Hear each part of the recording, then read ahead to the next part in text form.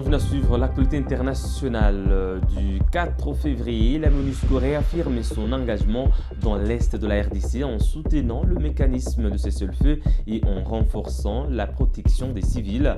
Quelques jours après la signature d'un accord entre le gouvernement congolais et le M23 à Doha. Blaise Bassabossé. Dans un communiqué de presse, la mission onusienne affirme soutenir activement le mécanisme conjoint des suivis et des vérifications de cessez-le-feu mis en place dans les cadres des initiatives régionales et internationales pour favoriser la désescalade de tensions armées. La MONUSCO réitère son engagement à soutenir les efforts visant à réduire la violence, à protéger les civils et à créer les conditions d'une solution politique durable dans l'est de la RDC, conformément à son mandat, soulignent les communiqués. La mission insiste également sur la nécessité de renforcer la coordination entre les différentes parties prenantes afin de garantir le respect des engagements pris, notamment la protection des populations civiles affectées par les affrontements. Alors que plusieurs zones de l'Est restent marquées par l'insécurité et les déplacements des civils, la MONUSCO rappelle que son mandat priorise la protection des communautés vulnérables et l'accompagnement des processus politiques et diplomatiques en cours pour un retour durable à la stabilité. Le 2 février 2026, le gouvernement congolais et la M23 ont signé à Doha un mécanisme de cessez-le-feu. Les documents signés prévoient que la MONUSCO devra déployer une force à Uvira afin de protéger les civils dans cette ville de l'Est de la RDC après les retraits de la M23 intervenus en janvier dernier. Et puis le cadre des concertations des forces politiques et sociales a remis en cause mardi les modalités du dialogue national évoqué par le président Félix Tshisekedi, estimant que ce processus ne peut être décidé unilatéralement. La plateforme a souligné que le dialogue doit être inclusif et représentatif pour répondre à la crise multidimensionnelle du pays marquée par les conflits armés et les tensions politiques. Déclaration du cadre des concertations des forces politiques et sociales. Le cadre des concertations des forces politiques et sociales a suivi avec une attention soutenue l'allocution du président de la République devant le corps diplomatique accrédité en République démocratique du Congo, relative à la question du dialogue national tant attendu par le peuple congolais. À la suite de cette intervention, le cadre des concertations tient à faire la déclaration suivante. Primo, le dialogue national inclusif et représentatif constitue aujourd'hui une exigence politique nationale. Au regard de la crise multidimensionnelle qui frappe durement notre pays, sa tenue doit garantir la participation effective de toutes les composantes de la société congolaise afin de créer les conditions nécessaires à la fin de la guerre, à l'allègement de la souffrance du peuple et à l'ouverture d'une perspective politique et nationale.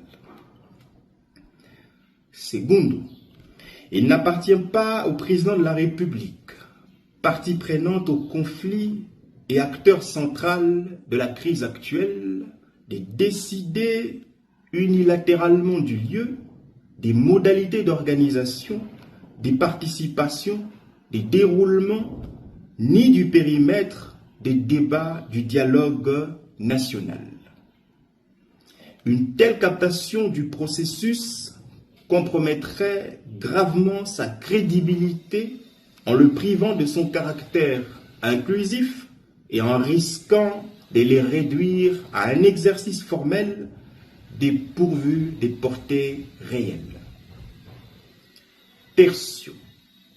En imposant des conditions unilatérales, cadre strictement national, interprétation partisane de la Constitution et exclusion arbitraire d'acteurs condamnés par une justice inique, les pouvoirs vident le dialogue de toute substance et cherchent à en faire non un outil de leur non un outil de résolution de la crise, mais un instrument de consolidation de sa dictature, s'érigeant ainsi en juge et partie d'une crise nationale dont il est l'une des causes.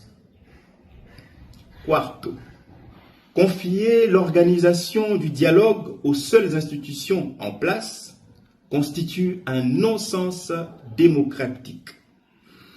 Issue d'élections largement contestées et entachée d'irrégularités massives, elle ne dispose ni de la légitimité morale, ni de la crédibilité politique pour organiser un dialogue censé sortir la nation de la crise. Quinto, le cadre de concertation des forces politiques et sociales réaffirme avec constance son attachement à la tenue d'un dialogue politique véritablement inclusif, placé sous une médiation neutre, crédible et indépendante, telle que proposée par la mission conjointe ECC-5Co et validée par l'Union africaine.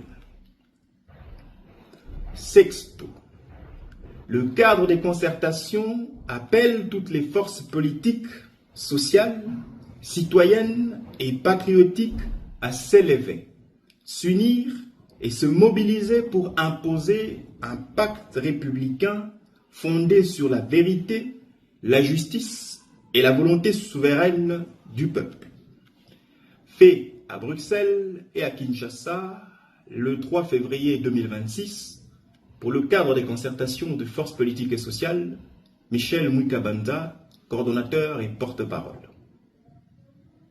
À Kinshasa, le ministre de la Justice, Guillaume Ngefa, a reçu mardi 3 février l'ambassadrice du Royaume-Uni en RDC, Alison King. Ils ont échangé sur la lutte contre la corruption et le renforcement de l'état de droit. Le ministre a souligné l'importance du respect des lois, de la transparence et du registre des bénéficiaires effectifs pour améliorer le climat des affaires et attirer les investissements. Suivez ici. J'étais là pour échanger avec son Excellence le ministre de la Justice pour plusieurs raisons. Donc, l'un, c'était la lutte contre la corruption qui est essentielle pour améliorer le climat des affaires et la réputation de ce beau pays et attirer les investissements étrangers. Deuxièmement, pour discuter l'espace civique, l'importance de respecter les lois et les procédures congolaises, étant donné que la sécurité nationale du pays est la priorité absolue pour le gouvernement. Et troisièmement, pour un dossier bilatéral concernant un ressortissant britannique. Donc la Grande-Bretagne a plusieurs programmes et pistes de coopération et de soutien pour la lutte contre la corruption et conflits d'intérêts. Donc, on travaille beaucoup avec la société civile congolaise qui est très impliquée dans ces efforts importants. Par exemple, on peut discuter une réconciliation de toutes les lois congolaises qui sont pertinentes dans le projet d'avoir un registre pour les intérêts, les bénéficiaires effectifs, donc c'est-à-dire les vrais intérêts derrière des entreprises et sociétés, qui est très important pour comprendre vraiment les flux d'argent, les financements. Je crois que les ministres, le gouvernement congolais regardent avec beaucoup de sérieux, prennent avec beaucoup de sérieux l'importance de ce dossier. Et c'est vrai qu'il y a plusieurs pistes d'action parce que c'est un domaine assez complexe. Donc il y a plusieurs différents domaines. Donc on peut parler du secteur minier, on peut parler du secteur de la finance, on peut parler aussi de l'architecture de l'État même, l'administration publique. Mais je vois qu'il y a une vraie volonté de trouver des solutions et d'avancer. Certes, ça va pas prendre, c'est pas un travail d'une semaine, d'un mois, mais ce qui est important, c'est la volonté et la direction. Et je crois que plusieurs membres de la communauté internationale sont vraiment prêts à accompagner le gouvernement congolais dans ses efforts. Symbole de la suprématie du football africain, le trophée de la Coupe d'Afrique des Nations a été présenté mardi à l'Assemblée nationale du Sénégal. Lors d'une cérémonie solennelle, plusieurs acteurs du football et élus se sont rassemblés dans l'hémicycle pour célébrer le deuxième massacre des Lions en terre marocaine. Quelques semaines après le deuxième sacre du Sénégal en Coupe d'Afrique des Nations, le trophée continental a fait escale à l'Assemblée nationale. Cette cérémonie de présentation, inscrite dans une dynamique de valorisation du sport comme facteur d'unité et de rassemblement, a réuni autorités, responsables sportifs et invités venus célébrer ce deuxième sacre historique des Lions. Aujourd'hui, nous ne sommes pas venus seulement vous présenter un objet de métal doré. Nous sommes venus déposer entre vos mains le fruit de l'abnégation, du courage et de la résilience de notre jeunesse. Tout a démarré par ici, parce que c'est par ici que nous avons pu obtenir les crédits budgétaires qui nous ont permis de pouvoir faire face à financer les compétitions internationales, y compris les compétitions de football et particulièrement cette Coupe d'Afrique des Nations. À travers cette présentation dans l'enceinte parlementaire, le Sénégal ne se contente pas de célébrer un nouveau titre africain. Il réaffirme également sa volonté de faire du sport un puissant levier de cohésion nationale et de rayonnement à l'échelle internationale. Recevoir ce trophée au sein de l'Assemblée nationale revêt une portée symbolique forte, celle de l'unité nationale, du dépassement de soi et de la capacité du Sénégal à gagner ensemble sur le terrain comme en dehors. Encore bravo à nos Lions. Au-delà de cette étape symbolique à l'Assemblée nationale, la Fédération sénégalaise de football entend poursuivre la célébration de ce trophée continental. Madame, Monsieur, c'est tout pour l'actualité internationale de ce mercredi 4 février 2026 sur Kivu Morning Post. Merci à vous d'avoir suivi de bien à la fin. On se fixe un nouveau rendez-vous d'actualité. À très bientôt.